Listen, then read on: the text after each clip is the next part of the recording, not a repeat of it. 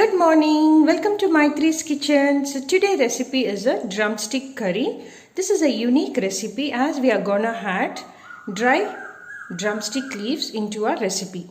The ingredients required to do our drumstick curry is 10 to 15 cloves of garlic, 2 big chopped onions, tomato puree 3 numbers, drumstick, followed with our dry drumstick leaves along with our regular Indian spices like chili powder, turmeric powder, coriander powder, garam masala, followed with salt and oil.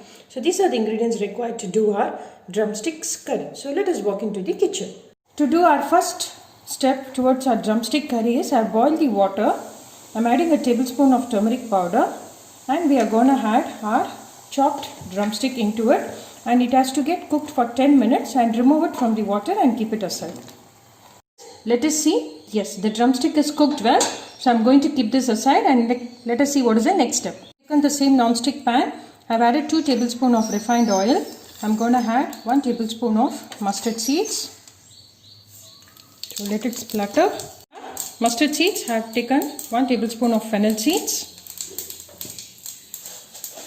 1 tablespoon of cumin seeds, small piece of asafoetida. You can either add powder or the actual asafoetida itself. I've added that. So now we are going to add 10 to 15 numbers of garlic cloves. Toss it well. Garlic, I've added the chopped onions. Adding the required amount of salt so that the onions also get tossed quickly. So friends, you can find the onions and the garlic is finely tossed. It's quite transparent. At this stage, I'm going to add our tomato puree. Mix it well. I'm adding little water. You can add as per the quantity requirement. So I've added a cup of water. So let the raw smell of tomato go. Our gravy is getting boiled. I'm going to add the chili powder 1 tablespoon. You can add as per the spice level. Followed with chili powder, I'm going to add 1 tablespoon of coriander powder. Mix it well. It is getting boiled. We are going to add our cooked drumstick along with the stock.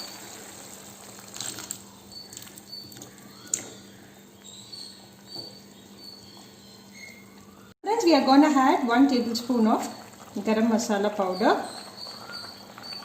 Just cook it for a minute because the drumstick is already cooked well. So just for a minute you need to cook it so the smell of the masalas goes.